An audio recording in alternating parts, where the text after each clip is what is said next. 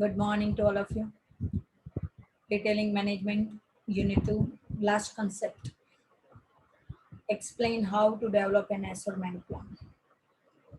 એસોરમેન્ટ plan કેવી રીતે તમારે ડેવલપ કરી શકાય, જેવી રીતે આપણે જોઈ ગયા અત્યાર સુધી કે રિટેલિંગની અંદર રિટેલ મર્કેન્ડાઇઝની અંદર કેવી રીતે આપણે સેલ્સ ફોરકાસ્ટ કરી શકીએ એના બધા પોઈન્ટ ડિસ્કસ કરી ગયા. એમાંનો એક ઇમ્પોર્ટન્ટ પાર્ટ છે એસોરમેન્ટ પ્લાન. એસોરમેન્ટ પ્લાન એટલે શું? તો કે ભાઈ તમે કયા પ્રકારની જુદી જુદી પ્રોડક્ટ કેવી રીતે એક જગ્યાએ કલેક્ટ કરો છો, મર્જ કરો છો, એ જે કન્સેપ્ટ છે એને કહેવામાં આવે છે એસોર્ટમેન્ટ પ્લાન. કોઈ એક પર્ટિક્યુલર પ્રોડક્ટને કયા સમયે કેટલા જથ્થામાં ખરીદવી, કયા ભાવે ખરીદવી, કયા રિટેલરે કઈ કઈ પ્રોડક્ટ અલગ અલગ મેન્યુફેક્ચર દ્વારા પ્રોડ્યુસ થયેલી પ્રોડક્ટ પોતાના કસ્ટમર માટે પોતાના સ્ટોરમાં મૂકવી, આ બધા જે પ્લાનિંગ છે એને કહેવામાં આવે છે એસોર્ટમેન્ટ પ્લાન. અને એ તમારે એક રિટેલર તરીકે ડેવલપ કરવો હોય તો કેવી રીતે ડેવલપ કરી શકાય? તો after forecasting sales for the category કીધું ને કે તમે સેલ્સ ફોરકાસ્ટ કરી લો ત્યાર પછી next step in the merchandise એટલે sales of goods and services management planning process is to develop an assortment plan.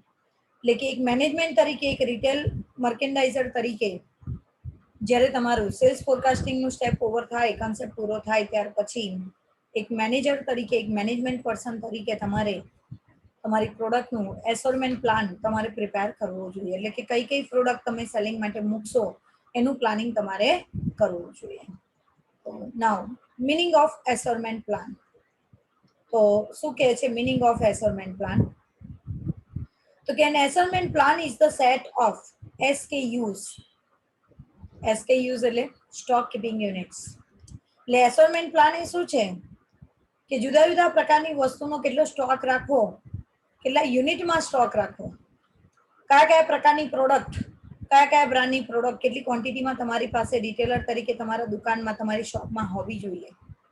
That a retailer will offer in a merchandise category in each of its store.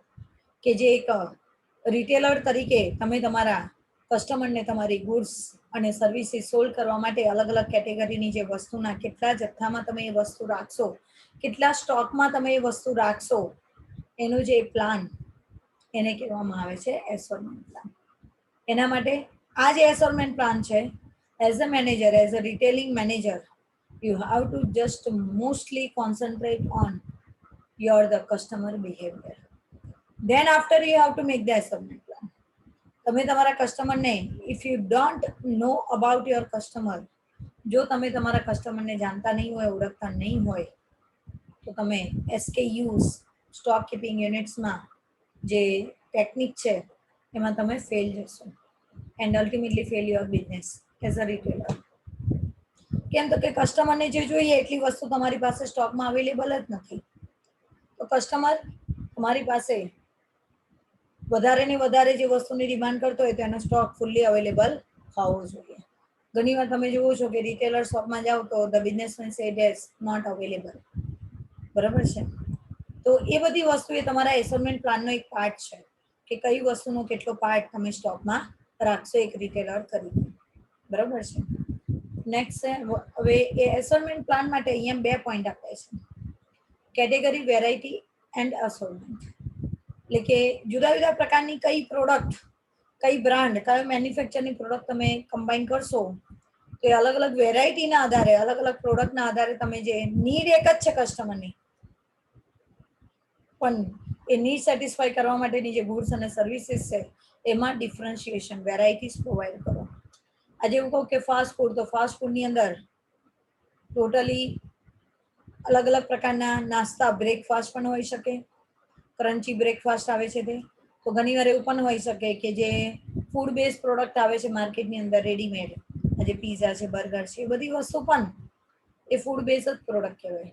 પણ તમારા customer કયા પ્રકારની variety તમારી પાસે expect કરે છે અને એ પ્રમાણે તમારી એસોર્ટમેન્ટ કોસ્ટ હોવી જોઈએ. આજે કદાચ કોઈ અનલિમિટેડ પીઝાના માટે તમે કદાચ જો જમવા ગયા હોય તો તમને ખ્યાલ હશે કે અલગ અલગ સેન્ટરમાં તમે જાઓ ને તો એની સાથે સ્નેક સાથે આપવામાં આવતી જે વસ્તુ છે મેઇન કોર્સ, તમારા પીઝાની સાથે કે ભાઈ ડેઝર્ટ છે કે ભાઈ પછી સલાડ છે કે બીજું એક્સ્ટ્રા ફૂડ ફ્રૂટ્સ છે એ બધી વસ્તુ તમે જુઓ તો અલગ અલગ સેન્ટરની અંદર અનલિમિટેડ પીઝા બધી જગ્યાએ મળે છે પણ દરેકની સિસ્ટમ દરેકની જે વેરાયટી છે જે આ અધર ફૂડ પ્રોડક્ટ કીધી એ એના કસ્ટમરના બેઝ ઉપર અલગ અલગ હોય કોઈ જગ્યાએ પાણીપુરી હોય ને કોઈ જગ્યાએ તમે જાઓ તો પાણીપુરી ના હોય બરાબર છે ત્યાં આગળ પેલા પાસ્તા ને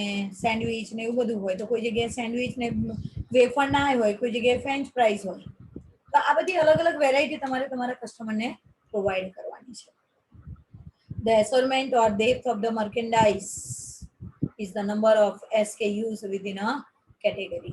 અને એ assortment પ્લાન્ટ તમે જે બનાવો છો એના આધારે તમારી જેટલી પણ કેટેગરી તમે ડિસાઈડ કરી છે જેટલી પણ વેરાયટીની ડિસાઈડ કરી છે એ વેરાયટીની સાથે સાથે નંબર ઓફ SKUs એટલે કે સ્ટોક કીપિંગ યુનિટ્સ પણ એ પ્રમાણે હોવા જોઈએ ઘણીવાર શું થાય કે વેરાયટીઝ અવેલેબલ હોય પણ કસ્ટમર એ વસ્તુને સિલેક્ટ કરે ને તો એની ક્વોન્ટિટી અવેલેબલ ના હોય એટલે કે you have to satisfy you have to understand the need of the customer but not satisfy the physical requirement એની વસ્તુ તમે એને પ્રોવાઈડ નથી કરી શકતા એની નીડની તમને ખબર છે પણ સ્ટોક એટલો તમે મેન્ટેન કરી શકતા નથી the reason is whatsoever તો સાથે સાથે એ વેરાયટીની સાથે એસોર્ટમેન્ટ પણ સ્ટોક કીપિંગ યુનિટ્સ પણ એટલા હોવા જોઈએ કે જે કસ્ટમર જેટલા પોર્શનમાં તમારી પાસેથી વસ્તુ ખરીદવા માંગતા હોય ક્વોન્ટિટીમાં એ ક્વોન્ટિટી અવેલેબલ હોવી જોઈએ for example an assortment plan of Bata store for chappal આજે બાટા સ્ટોરની અંદર તમે ચપ્પલ ખરીદવા જાઓ તો બાટા કંપની એના કસ્ટમરને ધ્યાનમાં રાખીને એના એસોર્ટમેન્ટ પ્લાન કેવી રીતે બનાવે છે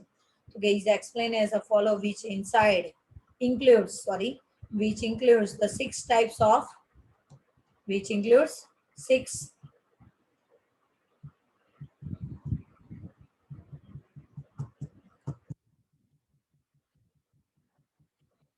which includes the six types of category એટલે કે બાટા કંપની પોતાના કસ્ટમરની નીડને ધ્યાનમાં રાખીને જે પ્રોડક્ટ આપે છે એસોર્ટમેન્ટ પ્લાન આપે છે એટલે કે અલગ અલગ ડિફરન્ટની વેરાયટીઝ આપે છે એને ધ્યાનમાં રાખીને એને 3 ભાગમાં ડિવાઈડ કરે છે અને 3 ભાગને ડિવાઈડ કરો 3 બેઝિકલી પ્રોડક્ટને તો એ અલગ અલગ બેઝ ઉપર એની total 54 stock keeping units category create થાય છે કઈ રીતે તો જુઓ તો કે આજે ચપ્પલ પહેરવાવાળા રેગ્યુલર પહેરવાવાળા કેટલા બાટા કંપનીના રેગ્યુલર ડે ટુ ડે લાઈફમાં યુઝ કરવાની ચંપલ ખરીદવાવાળા કસ્ટમર કેટલા હોમ વિયર ઘરમાં પહેરવા માટેના ખરીદવાવાળા કેટલા એન્ડ પાર્ટી વિયર ઓકેઝનલી જે પ્રોફેશનલ લેવલ ઉપર કે પાર્ટી વિયર શૂઝ છે કે ચપ્પલ છે એ ખરીદનારા કસ્ટમર કેટલા for general as well as luxury category એમાં પાછી જનરલ કેટેગરી પણ આવે સામાન્ય કસ્ટમર પણ આવે અને લક્ઝરીઝ કેટેગરીના કસ્ટમર પણ આવે જે હાઈલી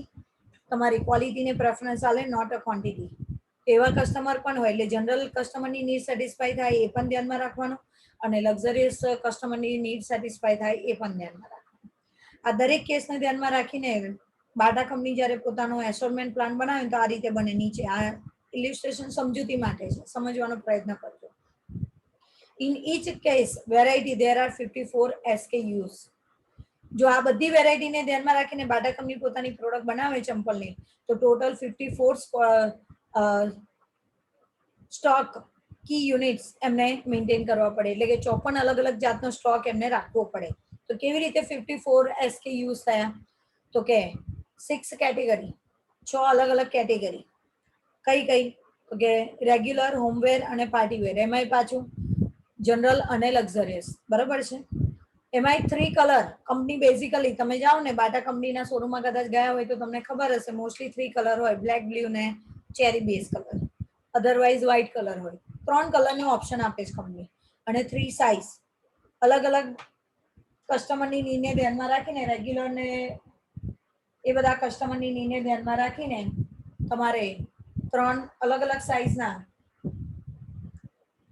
સાઇઝનું તમે પ્રોડક્શન કરો છો એટલે આ રીતે મલ્ટિપ્લિકેશન કરો 6 × 3 × 3 તો તમારી ટોટલ પ્રોડક્ટ કંપનીનો એસોર્ટમેન્ટ પ્લાન થશે 54 SKUs એટલે કે આટલી વસ્તુનો તમારી પાસે સ્ટોક તો હોવો જ જોઈએ બરાબર છે. તો એને જો ડિવાઈડ કર્યું છે સ્ટાઇલ પ્રમાણે, તો એમાં regular, homewear, party wear. Category of કસ્ટમરના આધારે જનરલ લક્ઝરિયસ, એટલે કે રેગ્યુલરમાં જનરલ પહેરવા વાળા હોય, રેગ્યુલર વાળા લક્ઝરિયસ પણ હોય. હોમવેર તો કે જનરલ કસ્ટમર પણ હોય, હોમવેરમાં લક્ઝરિયસ કસ્ટમર પણ હોય. પાર્ટી વેરમાં જનરલ હોય અને પાર્ટી વેરમાં લક્ઝરિયસ પણ હોય. પછી પ્રાઇસ લેવલ, તો પ્રાઇસ લેવલમાં 300 રૂપીસ અને 700 રૂપીસ, 125, 325, 800 અને 1500. કલર બેઝ પર જો મેં તમને કીધું એ પ્રમાણે રેડ, વ્હાઇટ અને બ્લેક ત્રણેયમાં એ જ કલર છે બધામાં. આ રીતે ટોટલ કંપની પોતાની પ્રોડક્ટને ધ્યાનમાં રાખીને, પોતાના 4 ક્રાઇટેરિયાને ધ્યાનમાં રાખીને 54 પ્રોડક્ટ ક્રિએટ કરી શકે છે. અને આ દરેકનો સ્ટોક મિનિમમ લેવલ ઉપર દરેક કસ્ટમરને મળી રહેવો હોવો જોઈએ. બરાબર છે. નાવ નેક્સ્ટ છે ડિટરમાઇનિંગ વેરાયટી એન્ડ અસોર્ટમેન્ટ, એટલે કે પર્ટિક્યુલર પ્રોડક્ટની વેરાયટી અને અસોર્ટમેન્ટ કેવી રીતે તમે ક્રિએટ કરી શકશો. પહેલા પોઈન્ટમાં શું આપી દઉં, ધ્યાન રાખજો. વેરાયટી, બરાબર છે. ક્લાસિફાઈ વેરાયટીઝ હતું, જો તમને ખ્યાલ હોય તો.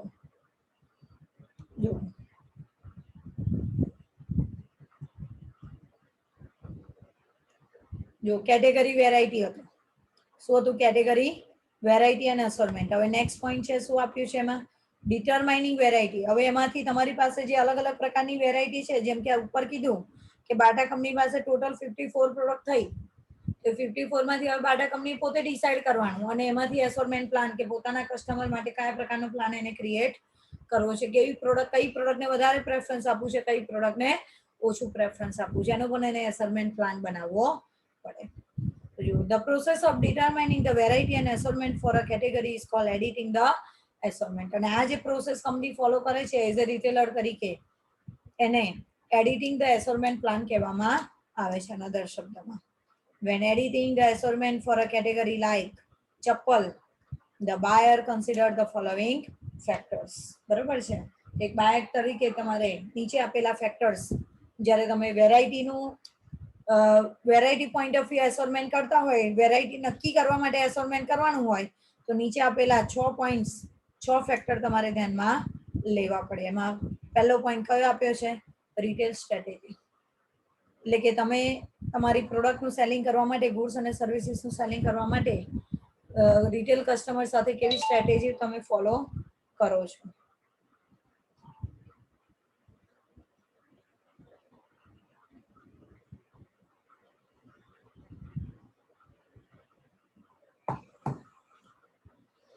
જો the number of SKUs offered in a merchandise category is a strategic decision.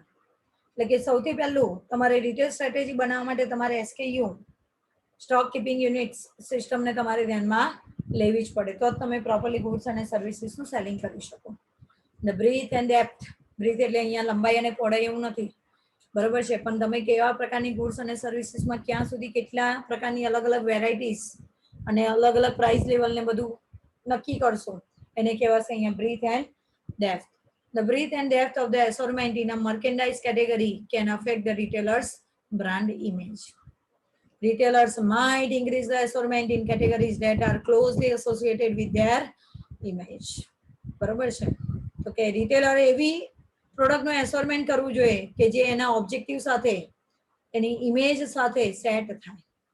બરોબર છે. કે આજે બાટાના શોરૂમમાં ગયા ને પછી તમે એવું કહો કે ના ભાઈ સ્ટોક અવેલેબિલિટી નથી, તો સ્વાભાવિક છે કે બાટાના શોરૂમની જે એક રિટેલર તરીકેની જે ઇમેજ છે ને ડાઉન થઈ જાય. કેમ? તો કે ભાઈ તમે કંપનીનું જે નામ છે એઝ એ રિટેલર, પ્રોડ્યુસરનું જે નામ છે એની એક પોતાની ઇમેજ છે, અને એ ઇમેજની સામે તમે એવું કહો કે આ સાઈઝ ના લો, કે ભાઈ એ સાઈઝ અવેલેબલ નથી, અમે રાખતા જ નથી, તો કંપનીએ એસોર્ટમેન્ટ પ્લાન બનાવ્યો કેવી રીતે કે જેની અંદર એના કસ્ટમરની નીડ સેટિસ્ફાઈ થતી નથી. તો ત્યાં આગળ તમારી ઇમેજ ઉપર ક્વેશ્ચન માર્ક ઉભો થાય. અને એટલા માટે રિટેલ સ્ટ્રેટેજી માટે તમારે તમારું વેરાયટીને ઇમ્પોર્ટન્સ આપવું જોઈએ, જેથી કરીને કસ્ટમર વેરાયટીને ઇમ્પોર્ટન્સ આપો જે તમારા રિટેલ સ્ટ્રેટેજી સાથે ક્લોઝલી જોડાયેલી છે, ક્લોઝલી રિલેટેડ છે. નેક્સ્ટ છે એસોર્ટમેન્ટ એન્ડ GMROI. GMROI એટલે gross margin return on investment. એસોર્ટમેન્ટની સાથે સાથે એક રિટેલર તરીકે તમારો ગ્રોસ પ્રોફિટ અર્નિંગ રેશિયો કેટલો છે, તમે જે ઇન્વેસ્ટમેન્ટ કર્યું એની પર તમે કેટલું રિટર્ન મેળવવા માંગો છો એને પણ તમારે ધ્યાનમાં રાખવું જોઈએ. ઘણીવાર શું થાય કે બહુ મોટા પાયે એસેસમેન્ટ કરી દીધું હોય પણ સામે જે ઇન્વેસ્ટમેન્ટ થઈ ગયું પછી તમારો જે ઓબ્જેક્ટિવ છે કે ભાઈ એમાંથી આટલું અર્નિંગ કેપેસિટી હોવી જોઈએ એ મળે નહીં. કેમ કે એસેસમેન્ટ પ્લાન એવું બનાવે કે જે કસ્ટમરની ચોઇસમાં આવતો નથી. કસ્ટમર એ પ્રોડક્ટ સિલેક્ટ જ નથી કરતો. તો એવો એસેસમેન્ટ પ્લાન બનાવો તો ત્યાં તમારો GMROI રિડ્યુસ થઈ જાય. તો એને એ રિડ્યુસ ન થાય એના માટે એના માટે તમારે એસેસમેન્ટ પ્લાન કરતી વખતે ગ્રોસ માર્જિન રિટર્ન ઓન ઇન્વેસ્ટમેન્ટને કન્સિડર કરવું જોઈએ. તો જો in developing the assessment plan buyers need to be, અહીંયા બાયર્સ તરીકે એટલે એક રિટેલર તરીકે છે કે retailer need to be sensitive to the trade off increasing sales. બરોબર છે કે એક બાયર એક રિટેલર તરીકે તમારે તમારો એસેસમેન્ટ પ્લાન તૈયાર કરતી વખતે તમારા ખરીદનારાઓને તમે કયા કયા પ્રકારની તમે સગવડ આપવા માંગો છો, કેટલા બેનિફિટ પ્રોવાઈડ કરવા માંગો છો જેથી કરીને તમારું સેલ્સ વધે by offering greater breadth and depth. બરોબર છે.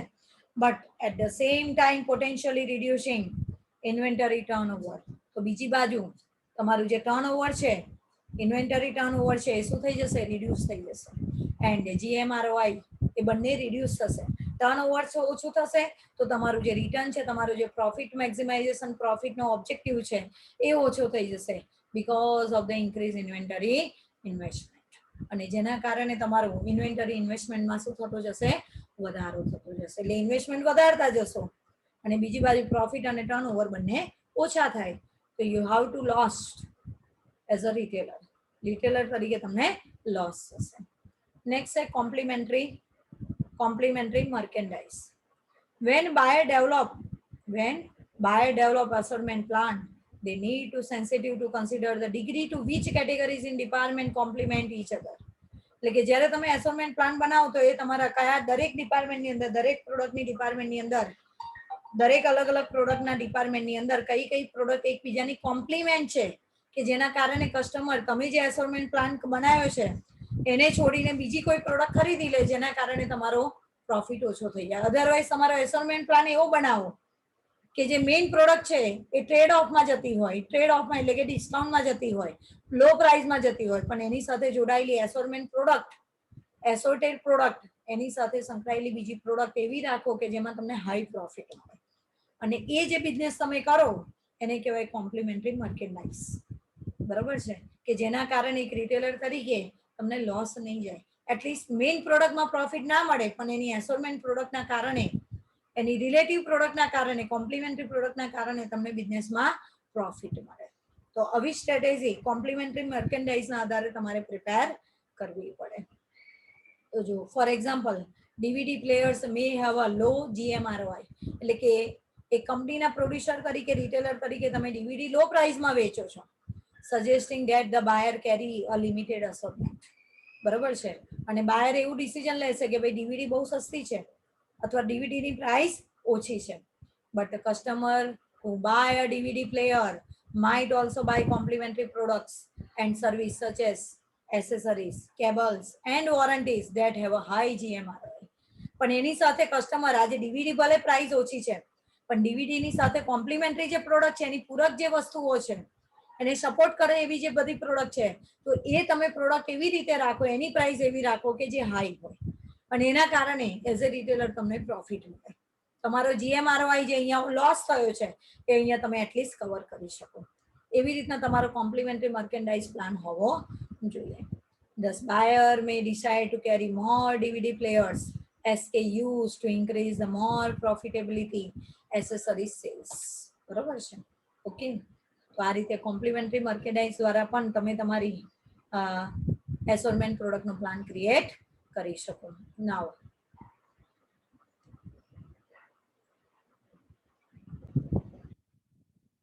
Effect of assortment size on buying behaviour. અને આ જે તમારી એસોર્ટમેન્ટ સાઇઝ છે એ જ તમારા કન્ઝ્યુમરની બાઇંગ બિહેવિયર ઉપર કેવી રીતે અફેક્ટ કરે છે. તમે જો બહુ લાર્જ પોઈન્ટમાં, બહુ વાઇડ સ્કોપમાં એસોર્ટમેન્ટ પ્લાન બનાવશો, બહુ બ્રોડ બનાવશો તો તમારું કસ્ટમર મે બી 1 by 1 અલગ અલગ પ્રકારની ચોઇસ દર વખતે every time they have to select different types of product. કેમ તો કે તમે ઘણી બધી એસોર્ટમેન્ટ સાઇઝ બહુ વાઇડ એરિયામાં પ્રોવાઈડ કર્યો છે, બ્રોડ એરિયામાં પ્રોવાઈડ કર્યો છે. એટલે એમ કેન પ્રકારે દર વખતે કસ્ટમર નવી નવી પ્રોડક્ટ ખરીદવાનો પ્રયત્ન કરશે, બરાબર છે. પણ જો તમે લિમિટેડ એસોર્ટમેન્ટ સાઇઝ આપશો તો એક્ઝેક્ટલી કસ્ટમરનો બાઇંગ બિહેવિયર કઈ પ્રોડક્ટને વધારે પ્રેફરન્સ આપે છે એનું તમે જાણકારી મેળવી શકશો. તો કે આ પોઈન્ટ દ્વારા એઝ એ રિટેલર તમે અલગ અલગ પ્રકારના બેનિફિટ તમને મળી શકે, અલગ અલગ બાબતોને તમે ડિસાઇડ કરી શકો. તો effects of assortment size on buying behaviour.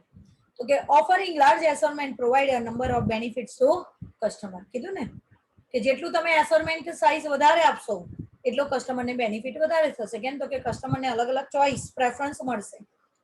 First increasing, કસ્ટમરને કયા કયા બેનિફિટ મળશે જો તમે એસોર્ટમેન્ટ સાઇઝ વધારે રાખશો તો કે first increasing the number of SKUs, તમારી ક્વોન્ટિટી વધી જશે, બરોબર છે. તમારું સ્ટોક કીપિંગ યુનિટ્સ વધી જશે. that consumers can consider increases the chance they will find the product that the best satisfy their needs. અને આ જેટલી તમે એસોર્ટમેન્ટ સાઇઝ વધારે હશે તો એના આધારે કસ્ટમરને તમે વધારે ને વધારે એને ચોઇસ પ્રેફરન્સમાં વધારો કરી આપશો અને એમાંથી તમે શોધી શકશો કે કસ્ટમરને કઈ પ્રોડક્ટ સૌથી વધારે બેસ્ટ સેટિસ્ફાય કરે છે. એમાંથી કસ્ટમરને આટલી બધી ચોઇસ આપવા છતાં એ પર્ટિક્યુલર પ્રકારની પ્રોડક્ટને સિલેક્ટ કરે તો એના આધારે તમે એક બિઝનેસમેન તરીકે એવું એક્સેપ્ટ એવું ફાઇન્ડ આઉટ કરી શકો કે ભાઈ બધી ક્વોલિટી મૂકી પણ કસ્ટમર આ પ્રોડક્ટને વધારે પ્રેફરન્સ આપે છે. એની બેસ્ટ ક્વોલિટી તમે ફાઇન્ડ આઉટ કરી શકશો, બેસ્ટ ચોઇસ સિલેક્ટ કરી શકો કસ્ટમરની. Second, large assortment are valued by the customer because they provide a more informative. કસ્ટમરને તમે વધારે ને વધારે ઇન્ફોર્મેશન પ્રોવાઈડ કરો છો અલગ અલગ પ્રકારની લાર્જ એસોર્ટમેન્ટ સાઇઝ પ્રોવાઈડ કરીને and stimulating the shopping experience, stimulating the shopping experience due to complexity associated with numerous product and novelty associated with unique items. બરોબર છે. અને આ જે વધારે ને વધારે ઇન્ફોર્મેશનના આધારે જેમ જેમ એનો અનુભવ વધશે કસ્ટમર તરીકે એનો બાઇંગ બિહેવિયરનો એક્સપિરિયન્સ પણ વધશે, કોમ્પ્લેક્સિટી વધશે એના માઇન્ડની અંદર કે આ બધી પ્રોડક્ટ કેવી રીતે એકબીજાથી ડિફરન્ટ છે એનું એ કોમ્પ્લેક્સિટી એસોસિએટ કરશે જે પ્રોડક્ટ એને અત્યાર સુધી પરચેસ કરી એના આધારે અને on the basis of date novelty associated with unique items અને એના બેઝ ઉપર એ ઘણીવાર અલગ પ્રકારની પ્રોડક્ટને પરચેસ કરવાનો પણ ટ્રાય કરશે. એટલે કે કન્ઝ્યુમર ધીમે ધીમે જેટલી વાઇડ રેન્જ તમે આપશો એસોસિએશનની એસોર્ટમેન્ટની તો કસ્ટમર ધીમે ધીમે દરેક પ્રોડક્ટ માટેનો એક્સપિરિયન્સ કરીને અને પોતે યુનિક પ્રોડક્ટ મેળવવા માટેનો પ્રયત્ન કરશે, ડિફરન્ટ પ્રોડક્ટ મેળવવાનો પ્રયત્ન કરશે. And third, the large assortment are particularly appealing to customer who seek variety, those who want to try new things. અને અહીંયા થર્ડ સ્ટેપમાં સૌથી મોટો બેનિફિટ એ થશે કે તમે એક રિટેલર તરીકે તમે એવા કસ્ટમરને એટ્રેક્ટ કરી શકશો કે જે કસ્ટમર ઓલવેઝ કંઈક નવું, કંઈક નવી પ્રોડક્ટ તમારી પાસે એક્સપેક્ટેશન રાખતો હોય છે. તો એ એસોર્ટમેન્ટ સાઇઝ દ્વારા જેટલી એસોર્ટમેન્ટ સાઇઝ તમે લાર્જ આપશો તો એવા જે કસ્ટમર છે કે જે રોજ જ એવરી ટાઈમ ન્યૂ પ્રોડક્ટનું એક્સપેક્ટેશન રાખે છે, ન્યૂ વેરાયટી પરચેસ કરવામાં ઇન્ટરેસ્ટ પરચેસ કરે છે તો એવા કસ્ટમરને તમે વેરી ઇઝીલી અહીંયા એટ્રેક્ટ કરી શકશો. એના માટે એસોર્ટમેન્ટ સાઇઝને ધ્યાનમાં રાખવાનું. એન્ડ લાસ્ટ વન છે physical characteristics of the store. Physical characteristics એટલે જે તમારી શોપ છે એક રિટેલર તરીકે એનો એરિયા કેવું હોવું જોઈએ, કેટલો હોવો જોઈએ, એ કેવી રીતે અફેક્ટ કરે છે તમારા રિટેલ બિઝનેસની અંદર, રિટેલિંગ મર્ચેન્ડાઇઝિંગ અંદર. તો કે buyer need to consider how much space to devote a category. એક રિટેલર તરીકે તમારે જે પ્રોડક્ટ તમે પરચેસ કરી, જે એસોર્ટમેન્ટ સાઇઝ નક્કી કરી, અલગ અલગ પ્રકારની વેરાયટી તમે નક્કી કરી તો એના આધારે તમારા બિઝનેસની યુનિટની અંદર, તમારા સ્ટોરની અંદર કઈ પ્રોડક્ટ માટે કેટલી જગ્યા તમે ઓક્યુપાય કરો છો, કેટલી જગ્યા તમે આપો છો. આજે તમે જોવા જાવ તો ડીમાર્ટ ને એની અંદર તમે જુઓ તો ગ્રોસરી ડિપાર્ટમેન્ટમાં ઘણી બધી વધારે જગ્યા હોય છે પણ હોમમેડ પ્રોડક્ટ જે ડેલી યુઝ થતી હોય કે આજે ટૂથપેસ્ટ છે, ટૂથબ્રશ છે, બરોબર છે, સાબુ છે, શેમ્પુ છે, એ બધામાં તમે જોજો સ્પેસ ઓછી હશે, બરોબર છે. તો આ રીતે કઈ પ્રોડક્ટ માટે કેટલી તમારે સ્પેસ રાખવી એ પણ તમે અહીંયા એસોર્ટમેન્ટ કરી શકો છો કે આ પ્રોડક્ટ માટે આટલી સ્પેસ, આ પ્રોડક્ટ માટે આટલી સ્પેસ. જ્યારે એની કમ્પેરિઝનમાં તમે ચોકલેટ્સની પ્રોડક્ટ જોવા જાવ ને તો એના માટેનો એરિયા એના કરતાં પણ ઓછો હોય છે. વેરી સ્મોલ એરિયામાં આખો ચોકલેટ ડિપાર્ટમેન્ટ એસોસિએટ થઈ જતો હોય. પણ એની સામે તમે જુઓ તો કે બિસ્કિટ પ્રોડક્ટનો તો કે આખો એક એરિયા વ્હાઇટ સ્પેસમાં હોય અને એવી રીતે હોય કે જ્યાંથી કસ્ટમર સૌથી વધારે ચોઇસ કરે ને સૌથી વધારે ટાઈમ ત્યાં સ્પેન્ડ કરી શકે, મોર સ્પેસ ઓક્યુપાય કરી શકે. બરાબર છે? તો એ રીતે કહે છે buyer need to consider how to space to divert a category. More space is needed to display category with a large assortment. બરાબર છે? જો તમારે લાર્જ assortment હશે, તમારી assortment size વધારે હશે તો તમારે ડિસ્પ્લે કરવા માટેની કેટેગરી પણ અલગ અલગ વધારે હશે અને એ પ્રમાણે તમારે જગ્યા પણ ઓક્યુપાય કરવી પડશે. If lot of space is needed to display individual items in some categories, then this limits offering SKUs in a stores. બરાબર છે?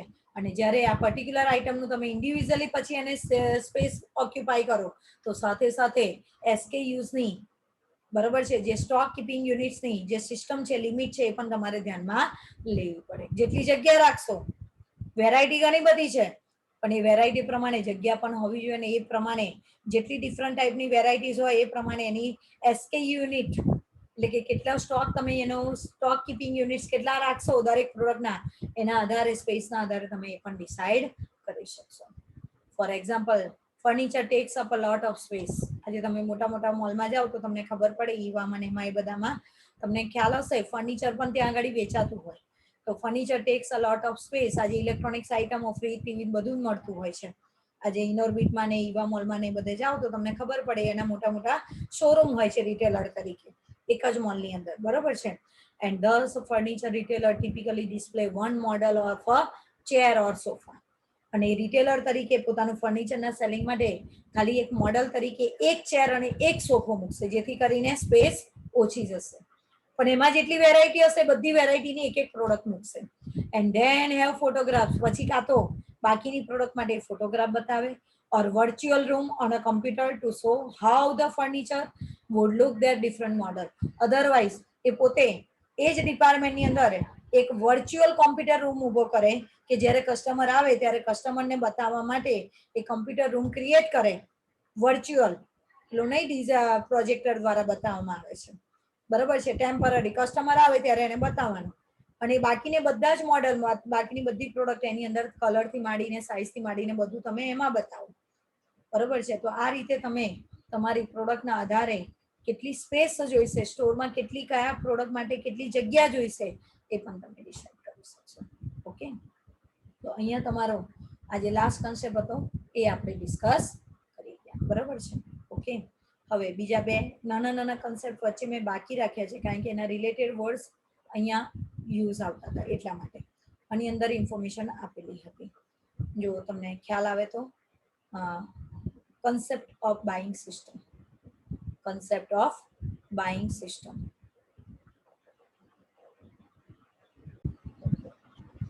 Concept of buying system. ઘણી બધી વાર આપણે બાઇંગ સિસ્ટમ શબ્દ જોઈ ગયા. આગળ પણ સૌથી પહેલો આ જ યુનિટમાં બાઇંગ સિસ્ટમ શું હોવી જોઈએ તમને ખ્યાલ હોવો જોઈએ એ આપણે એક પોઈન્ટ જોઈ ગયા હતા. તો બાઇંગ સિસ્ટમ હેલ્પ બાયર્સ એટલે રિટેલર્સ એન્ડ મર્કેન્ડાઇઝ એટલે sales of goods and service એટલે રિટેલરને આ જે બાઇંગ સિસ્ટમ છે એ રિટેલરને ગુડ્સ પરચેસ કરવા માટે અને પરચેસ કરેલા ગુડ્સને સેલ્સ કરવા માટે planner to decide on how much to buy. આ બાઇંગ સિસ્ટમ એક રિટેલરને કયા પ્રકારે કેવી રીતે વસ્તુ ખરીદવી અને કેવી રીતે એનું વેચાણ કરવું એનો જે આઈડિયા છે એ ડિસાઇડ કરવામાં એને હેલ્પફુલ થાય છે. There are two distinct types of buying system અને આ આવી બાઇંગ સિસ્ટમ બે પ્રકારની છે. એમાં પહેલું છે સ્ટેપલ મર્કેન્ડાઇઝ. આ શબ્દ બે વાર પ્રિન્ટ થઈ ગયો છે એ કાઢી નાખજો પેમ્પલેટમાંથી. સ્ટેપલ મર્કેન્ડાઇઝ બાઇંગ સિસ્ટમ એટલે પહેલી સિસ્ટમ છે સ્ટેપલ મર્કેન્ડાઇઝ બાઇંગ સિસ્ટમ અને બીજી છે મર્કેન્ડાઇઝ બજેટ પ્લાન ફોર ફેશન મર્કેન્ડાઇઝ. તો સ્ટેપલ મર્કેન્ડાઇઝ એટલે શું? તો કે સ્ટેપલ મર્કેન્ડાઇઝ આમાં પણ બે વાર છપાઈ ગયું છે તો એમાં પણ ડિલીટ કરજો, ધ્યાન રાખજો જ્યારે તમે મટીરિયલ રીડ કરો ત્યારે એક જ વાર છે. Staple merchandise buying system are used for merchandise which follow a predictable order receipt order cycle. Order receipt order cycle એટલે શું કે આ પદ્ધતિ પ્રમાણે જ્યારે એક રિટેલર તરીકે તમે તમારો ગુડ્સ પરચેસ કરવા જાઓ તો તમે જ્યારે એક ગુડ્સ પરચેસ કરવાનો ઓર્ડર મૂકો છો અને એ ગુડ્સ ઓર્ડર કરેલો ગુડ્સ તમને કેટલા સમયમાં મળે છે એની વચ્ચેનો જે પીરિયડ છે એ તમે પહેલા નક્કી કરો. ઘણીવાર શું થાય કે એક રિટેલર તરીકે તમે ગુડ્સ એડવાન્સમાં 6 મહિના પહેલા ઓર્ડર આપ્યો હોય અને 6 મહિનાની ઉપર ટાઈમ થઈ જાય તો પણ તમને એ ગુડ્સ મળે નહીં, તો તમે એનું સેલિંગ કેવી રીતે કરો? તો એ જે પીરિયડ છે એ તમારે કન્સિડર કરવાનો આ સિસ્ટમની અંદર કે ભાઈ તમે ક્યારે ઓર્ડર આપો છો અને ક્યારે તમારી વસ્તુ તમને પ્રોવાઈડ કરવામાં આવે છે ઓર્ડર દ્વારા અને પછી તમે એનું શું કરી શકશો? સેલિંગ કરી શકશો. તો એ જે સિસ્ટમ છે એટલે કે બાઇંગ વસ્તુ રિટેલર તરીકે તમે વસ્તુ ખરીદો તો એ ખરીદવામાં તમને કેટલો સમય જાય છે એને ધ્યાનમાં રાખીને તમારે વસ્તુ ખરીદવી જોઈએ જેથી કરીને તમારી કસ્ટમરની નીડ તમે કન્ટિન્યુઅસલી સેટિસ્ફાઈ કરી શકો. જો એ પીરિયડને તમે ધ્યાનમાં નહીં રાખો તો ઘણીવાર એવું થશે કે તમારી પાસે જે SKU લેવલ કીધું સ્ટોક કીપિંગ યુનિટ લેવલ એ ઓછું થઈ જશે અને સામે કસ્ટમરની ડિમાન્ડ વધારે હશે પણ તમે સેટિસ્ફાઈ નહીં કરી શકો. કેમ? તો કે તમે જે ઓર્ડર આપ્યો હતો અને તમને ઓર્ડર મળવાનો જે પીરિયડ છે એ બંનેમાં જે ટાઈમ ગેપ છે એ ગેપ જો વધી જાય you can not achieve that target. બરોબર છે? એ જે સિસ્ટમ એને કહેવાય સ્ટેપલ મર્કેન્ડાઇઝ બાઇંગ સિસ્ટમ. એટલે કે પરચેસ કરતી વખતે તમારે કેટલો સમય તમને ગુડ્સ મળતા થશે અને એના બેઝ ઉપર તમારે સેલિંગ કયા સમયે કરવું છે એનો આધાર જે તમે ડિસાઇડ કરી શકો એને કહેવાય staple merchandise buying system. This buying system uses past history for each staple SKU કીધું મેં to forecast demand and sales at a category that level. બરોબર છે? અને એક રિટેલર તરીકે જ્યારે તમે એ વસ્તુ ખરીદવાનો પ્રયત્ન કરો છો તો એક સ્ટેપલ મર્કેન્ડાઇઝ સિસ્ટમ પ્રમાણે તમારી જે SKU યુનિટની જે સિસ્ટમ છે સ્ટોક કીપિંગ યુનિટ સિસ્ટમ એ તમારે પાસ્ટ હિસ્ટ્રીના આધારે પાસ્ટ હિસ્ટ્રીમાં તમારી પ્રોડક્ટની ડિમાન્ડ કેટલી હતી અને સેલ્સ કેવું કયા સમય રહ્યું હતું એ બેને અન્ડરસ્ટેન્ડ કરીને કયા સમયે તમારે ઓર્ડર આપવો જોઈએ જેથી કરીને ટાઈમે તમને વસ્તુ મળી રહે. એ બાબતોનો તમારે બાઇંગ બિહેવિયર વખતે બાય કરતી વખતે તમારે ધ્યાનમાં લેવી પડે as a retailer. Staple merchandise buying system enables buyers to carry out the three main functions. આ જે સિસ્ટમ છે એક રિટેલરને રિટેલિંગ મેનેજમેન્ટની અંદર રિટેલ બિઝનેસની અંદર 3 પ્રકારના કામ કરે છે. પહેલું છે to monitor and measure the average current demand at the SKU level. Stock keeping unit પ્રમાણે તમારી પાસે તમે મોનિટર કરી શકો, જજ કરી શકો કે તમારી પાસે સ્ટોક કેટલો છે અને તમારી કરંટ ડિમાન્ડ કેટલી છે એવરેજ કસ્ટમર દ્વારા એનું તમે ઇઝીલી ડિસિઝન લઈ શકો.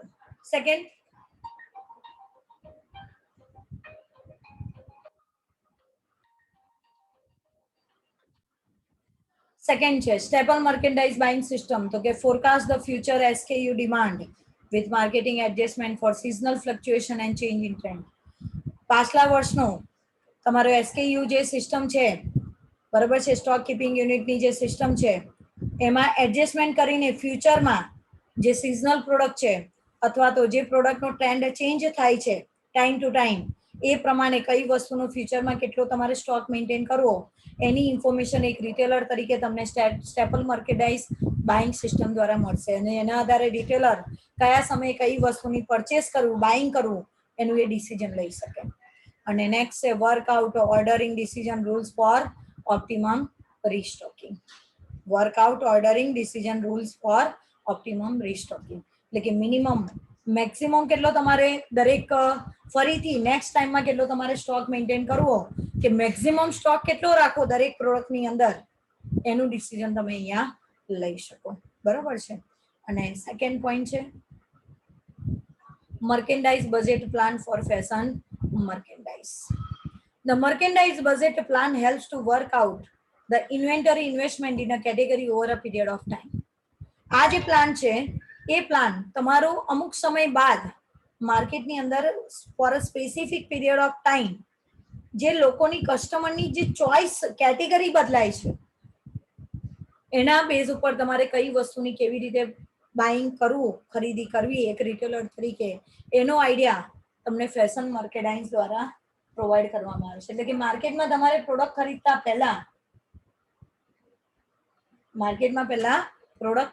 પહેલા તમારે ફેશન શું છે કયા પ્રકારનો ટ્રેન્ડ ચાલી રહ્યો છે, લોકો કયા પ્રકારની વસ્તુની ચોઇસ કરી રહ્યા છે, એને ધ્યાનમાં રાખીને તમારે બાઇંગ બિહેવિયર હોવો જોઈએ.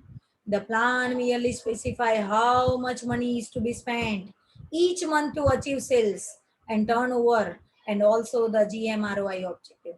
અને આ જે ફેશન માર્કેટાઇઝર ધ્યાનમાં રાખીતા સાથે સાથે એક રિટેલર તરીકે તમે તમારી પ્રોડક્ટનું સેલિંગ કરવા માટે, તમારું ટર્નઓવર વધારવા માટે કેટલું ઇન્વેસ્ટમેન્ટ કરવું પડશે અને એ ઇન્વેસ્ટમેન્ટના આધારે તમારો GMROI પણ કેટલો રહેશે, gross margin ratio of investment, એ તમારે જોવા માટે બરોબર છે તમારે ધ્યાનમાં લેવું પડે. એટલી ફેશન નહીં જોવાની, પણ એ ફેશન જે તમે ટ્રેન્ડ બદલાય છે એ પ્રમાણે તમે સેલ્સ કેટલું અચીવ કરી શકો છો અને તમારો GMROI કેટલો છે એ સેલ્સની અંદર, બરોબર છે, જેટલું ટર્નઓવર થયું એ ટર્નઓવરમાં તમારો રેશિયો કેટલો છે એનો ઓબ્જેક્ટિવ તમારે ધ્યાનમાં રાખવાનો.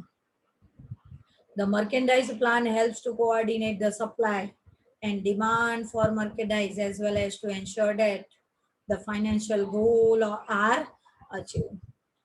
The merchandise plan helps to coordinate. આ જે ફેશન મર્કેન્ડાઇઝનો જે પ્લાન છે એ તમને એક રિટેલરને કોઓર્ડિનેટ કરે છે કોની સાથે, તો કે કસ્ટમરની ડિમાન્ડ અને કસ્ટમરની supply as well as to ensure the financial goal. અને સાથે સાથે એક રિટેલર તરીકે, એક મર્કેન્ડાઇઝર તરીકે તમારો જે પર્સનલ ગોલ છે two get the maximum profit, બરોબર છે, એ પણ તમે અહીંયા અચીવ કરી શકો છો. The plan coordinate the activities of buyers of merchandise for different categories to ensure that there is a balance and avoid situation where there is a too much merchandise in some categories and not enough in others. બરાબર છે. અને આ જે તમારો plan છે એની અંદર એવી તમે એક્ટિવિટી કોઓર્ડિનેટ કરો એના રિલેટેડ તમારા પ્લાનને અનુરૂપ કે જેથી કરીને બાયર ઓફ મર્કેન્ડાઇઝ ફોર ડિફરન્ટ કેટેગરી, બરોબર છે, કે તમારે એવા પ્રકાર અલગ અલગ પ્રકારની કેટેગરી એ અલગ અલગ પ્રકારની એક્ટિવિટીઝ કોઓર્ડિનેટ કરો કે જે એન્શ્યોર કરે દેર ઇઝ અ બેલેન્સ, કે જે તમારું બેલેન્સ જાળવે કોની વચ્ચે, અવોઇડ ધ સિચ્યુએશન, અને એવી પરિસ્થિતિને અવોઇડ કરે, દૂર કરે where there is a too much merchandise, કે જ્યાં તમારું સૌથી વધારે પડતું સેલિંગ થતું હોય ગુડ્સ એન્ડ સર્વિસીસનું in some categories and not enough in others. જ્યારે બીજામાં એટલે એક પ્રોડક્ટ એવી હોય કે જેમાં સૌથી વધારે સેલિંગ થતું હોય અને બીજી પ્રોડક્ટ એવી હોય કે જેમાં સૌથી ઓછું સેલિંગ થતું હોય, તો આવા સમયે તમે ફેશન મર્કેન્ડાઇઝ કન્સેપ્ટ દ્વારા બાઇંગ બિહેવિયર બાઇંગ કરો રિટેલર તરીકે, તો એ બંને વચ્ચેનું તમારું બેલેન્સ સચવાય. એવી પ્રોડક્ટ પણ મળે કે જે સૌથી વધારે સેલિંગ થાય અને એવી પ્રોડક્ટ પણ તમે પરચેસ કરો કે જે સૌથી ઓછું પણ વેચાણ થતું હોય, એવું પણ તમને જોવા મળે. અને એ બે વચ્ચે, એ બે સિચ્યુએશન વચ્ચે તમે બેલેન્સ ક્રિએટ કરી શકો. નેક્સ્ટ છે component of merchandise budget plan for fashion merchandise. એટલે કે આ જે ફેશન મર્કેન્ડાઇઝ સિસ્ટમ છે, સિસ્ટમ તો બે જ છે, એમાં કયા કયા કમ્પોનન્ટ્સ, એટલે કે આ પ્લાન કરવા માટે એક રિટેલર તરીકે તમારે કઈ કઈ બાબતો ધ્યાનમાં રાખવી પડે. તો પહેલું છે the buyer needs to evaluate. એક ખરીદનાર તરીકે તમારે તમારું ઇવેલ્યુએશન કરવાનું. શાનું ઇવેલ્યુએશન? પ્રોડક્ટનું અને કન્ઝ્યુમર બાઇંગ બિહેવિયરનું. કે તમે જે ફેશન મર્કેન્ડાઇઝનો પ્લાન બનાવ્યો એ જ પ્રમાણે કસ્ટમર તમારી પ્રોડક્ટ પરચેસ કરવામાં ઇન્ટરેસ્ટ પરચેસ કરે છે કે નથી કરતો, એ તમારે ઇવેલ્યુએશન કરવાનું એઝ એ રિટેલર તરીકે. તો કે monthly sales expected as a percentage of the total sales, બરાબર છે. તમે જે ટોટલ સેલ્સ એક્સપેક્ટેશન કર્યું છે ફેશન મર્કેન્ડાઇઝ બેઝ ઉપર, તો એના આધારે તમારો જે પ્લાન છે એ આખા વર્ષનો છે, માની લો આખા વર્ષનું ટોટલ સેલ્સનું પ્લાનિંગ કર્યું છે ફેશન મર્કેન્ડાઇઝ બેઝમાં, પણ એના આધારે તમારું મંથલી ટાર્ગેટ કેટલું અચીવ થયું તે દર મંથનો તમે એક્સપેક્ટેડ પર્સન્ટેજ ફાઇન્ડ આઉટ કરીને તમે જજ કરો, ઇવેલ્યુએટ કરો કે તમે જે ટાર્ગેટ રાખ્યો છે ફેશન મર્કેન્ડાઇઝનો એ ફૂલફિલ થાય છે કે નથી થતો. And second the factor which food reduce the inventory level, બરોબર છે. અહીંયા તમારે બને તો ઇન્વેન્ટરી લેવલ એટલે કે સ્ટોક તમારે ઘટાડવો જોઈએ.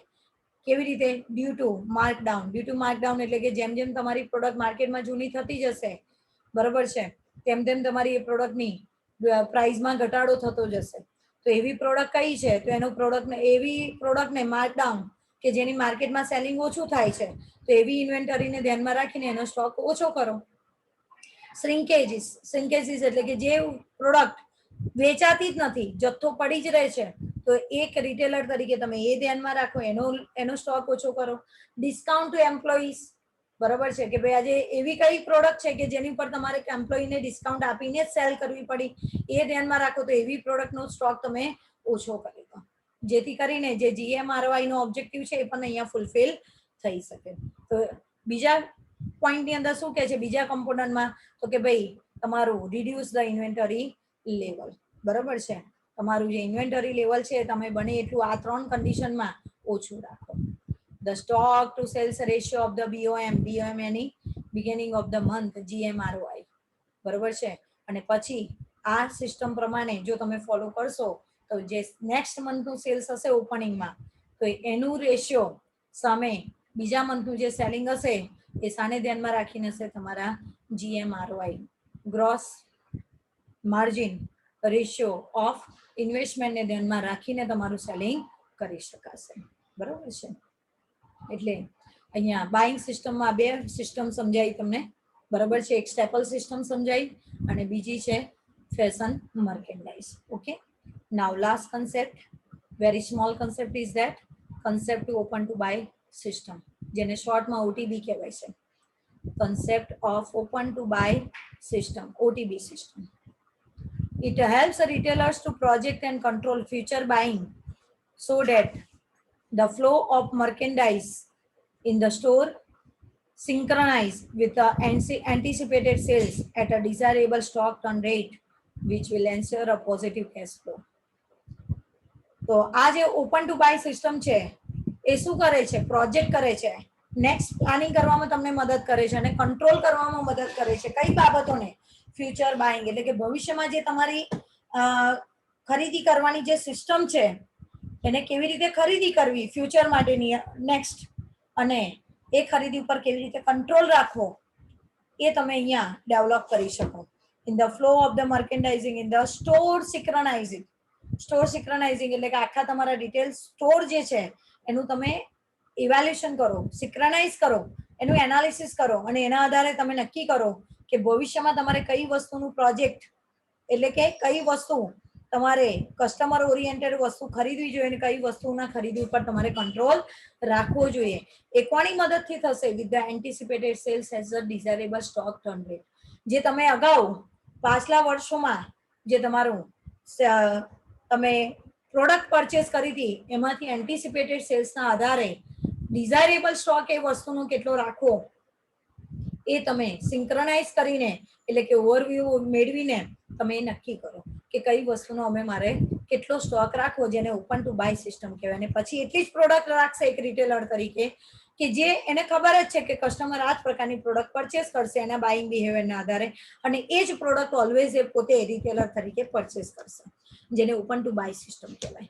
દેખીતી રીતે તમને દેખાય કે કસ્ટમર રિટેલર તરીકે તમારે આ જ પ્રોડક્ટ તમારે પરચેસ કરવાની છે. કેમ? તો કે તમારા કસ્ટમરની ડિમાન્ડ એ જ છે. Which will answer a positive cash flow.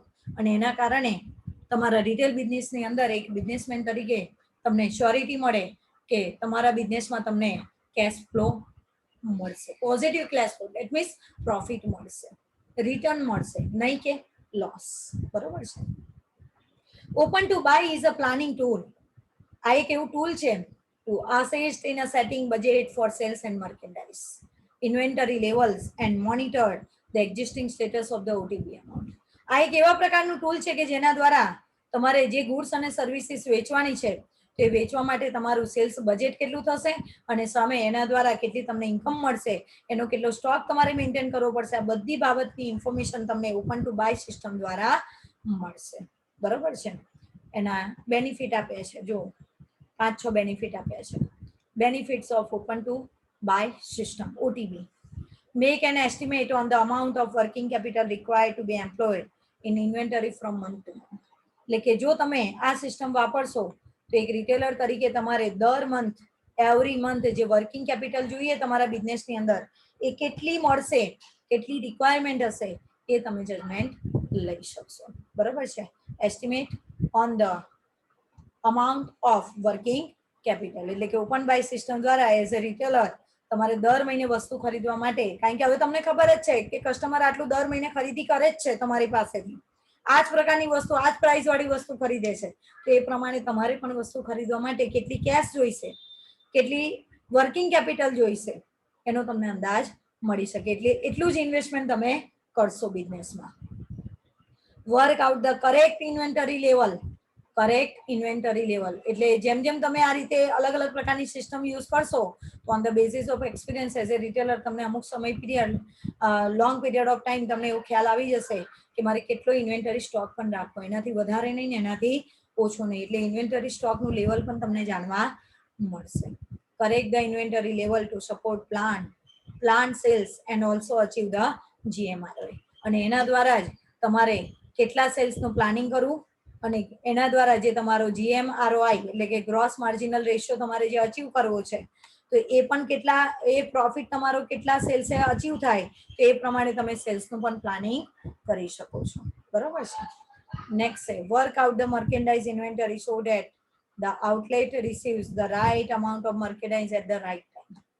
બરોબર છે. તમારું ઇન્વેન્ટરીનું આઉટલે એટલે કે ઇન્વેન્ટરી એવી રીતે ડિસ્પ્લે કરો તમારા કસ્ટમર સામે કે જે સમયે જેટલી ગુડ્સ એન્ડ સર્વિસીસ જે તે સમયમાં વેચાણ થવું જોઈએ એ પ્રોપરલી એનું વેચાણ થઈ શકે.